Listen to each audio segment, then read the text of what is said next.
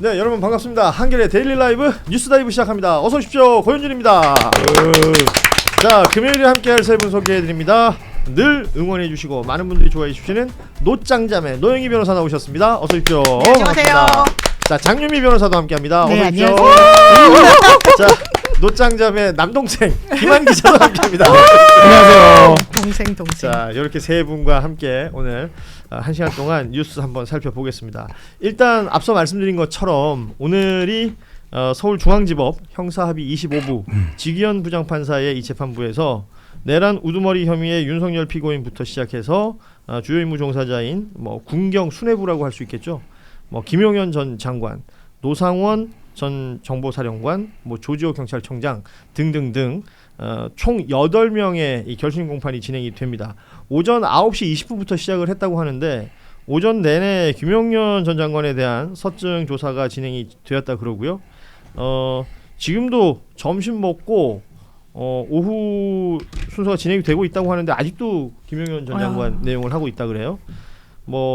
방송 며칠 전부터 구형량이 어떻게 될 것이냐 전망하는 방송들도 많았었고 그랬었기 때문에 이 이야기를 조금 더 이어가 볼 텐데 어제 특검이 관련해서 회의를 했다는 거 아니에요? 네, 6시간 동안. 6시간 회의에서 결론이 났다라는 건 아직 안 나온 거 아니에요? 네.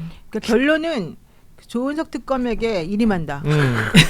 그거 그 결론이면 5분 만에 끝낼 수 있는 그러니까 6시간을 했는데. 근데 이제 사형을 주장하는 쪽과 무기징역을 해야 된다고 주장하는 쪽이 팽팽히 맞섰었다. 근데 이제 무기징역 쪽이 조금 더 우세하게 결론은 나온 것 같은데 그래도 결론은 특검님이 알아서 하시오 이렇게 된 거죠.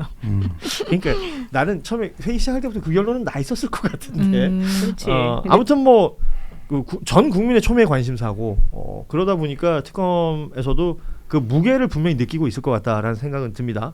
오늘 그 서초동 법원 근처에 그 스케치했던 기사들을 보니까 여기저기서 이제 집회가 진행이 되고 있나 봐요. 무죄를 주장하는 사람들 또 처벌을 주장하는 사람들 서로 나누어져서 집회를 한다라는 내용도 있고 지금까지 그러니까 오전 9시 20분부터 그러니까 기사들이 중간중간 속보로 나오는 내용들이 있어요. 인상적이었던 것은 윤석열 피고인이 잔다. 졸았다. 졸고 있다. 아니 하루 종일 존대요. 오전 사형 구형이 될 수도 있는데. 그러니까 고개가 이렇게 떨어지는 걸 봤다는 거예요, 사람들이. 진짜 이렇게. 예.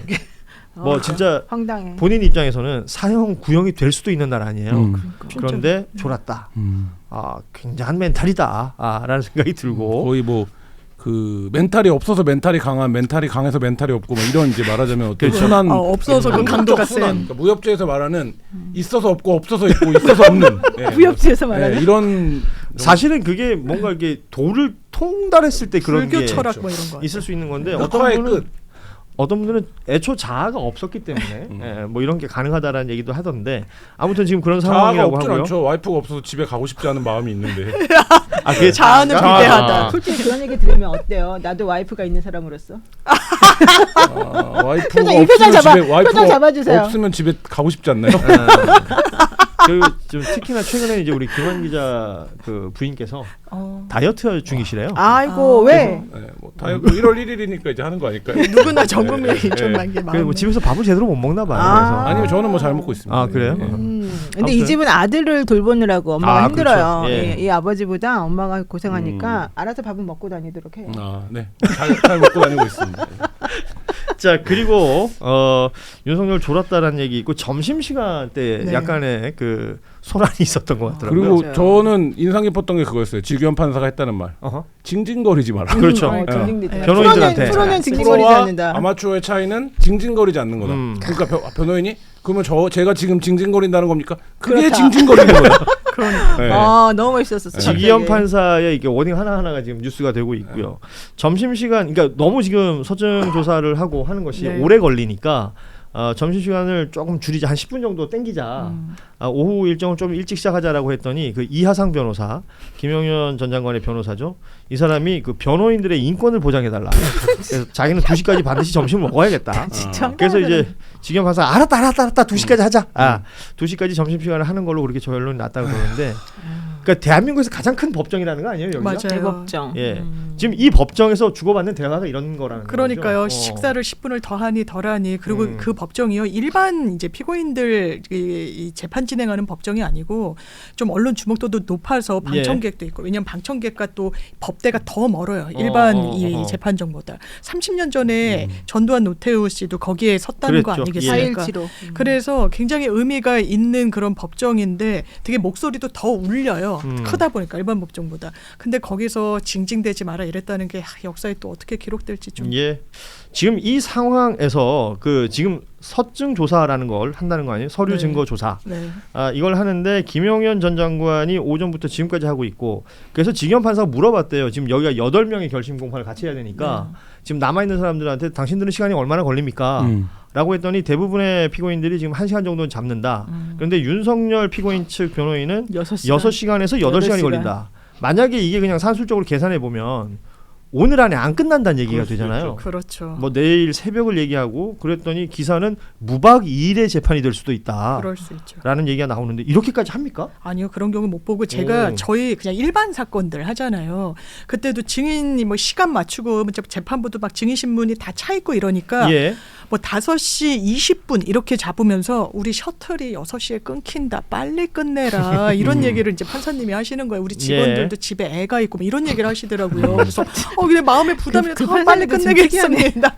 이러는 게 사실이다. 6시 이후에 넘어가는 경우 5시 이후에도 잡는 경우는 거의 근데 없어서. 저는 지금 진행되는 모습을 보면 뭐 지경 판사가 초반과는 조금 달라진 워딩들도 있지만 판사가 끊어야죠. 이게 징징댄다라는 표현까지 쓸 정도면 판사도 지금 이들이 왜 이러고 있는지 알고 있는 거잖아요. 그러면 어느 정도 해서 이거를 끊어야 되는데 그러니까 예를 들면 뭐 그렇다고 해서 의미 있는 발언을 하는데 그거를 끊을 수는 없겠지만 이 행태가 뭔지를 정리하고 이렇게 하면 안 된다라고 얘기하고 넘어가야 되는데 지금 일단 그렇게 진행되고 있는 것 같지는 않습니다. 그래서 말은 이렇게 했어요.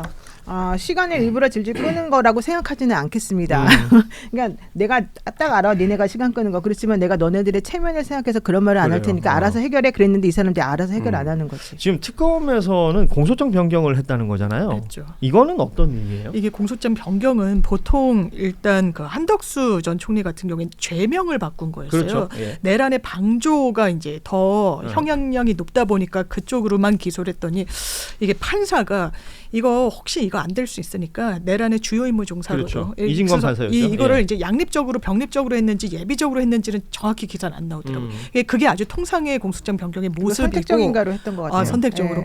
그런데 여기에서는 특검이 자기네들이 공소장에 이게 시기는요 상당히 구체적으로 딱 특정을 해야 돼요. 그러면서 계엄을 모의 획책하게 된 그 기간을 딱 적어놓은 날짜가 있는데 증인신문 통해서 보고 추가로 확보된 증거들 통해서 조합을 해봤더니 본인들이 공소장에 쓴 날로보다 더 5개월 정도가 앞당겨졌다고 보여져서 사실관계를 이게 어떻게 보면 아주 주요한 건 아니잖아요. 지역적이잖아요. 그러니까 기본적 사실관계가 동일한 범위에서만 공소장이 변경이 돼요. 왜냐하면 공소장 딱 받아보고 요렇게 저렇게 내가 방어해야지 계획을 다 세웠는데 틀거리가 바뀌면 이건 방어권에 아주 심대한 침해가 되는데 그런 정도가 아니라서 지금 직위원 재판부가 받아준 겁니다. 그렇게 해서 그리고 그렇게 받아준 이유가 지금 이제 말씀하신 것처럼 확인되지만 이게 만약에 행위 그 일시 장소 방법이 특정이 안 되면 맞아요. 무죄가 될 수도 있어요. 그렇죠. 맞아요. 그래서 그 행위 일시 장소 이런 것들을 전부 다 특정하고 구체화를 시켜야 되고 그에 상응한 증거가 뭔지를 노상훈 수석 같은 걸 확인해가지고 그렇습니다. 그 보완을 해줬다는 거라서 이건 매우 필요한 그런 거거든요. 그리고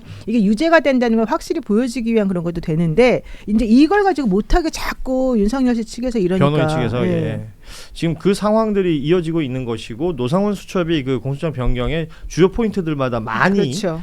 지금 인용이 됐다라는 얘기까지는 확인이 되고요.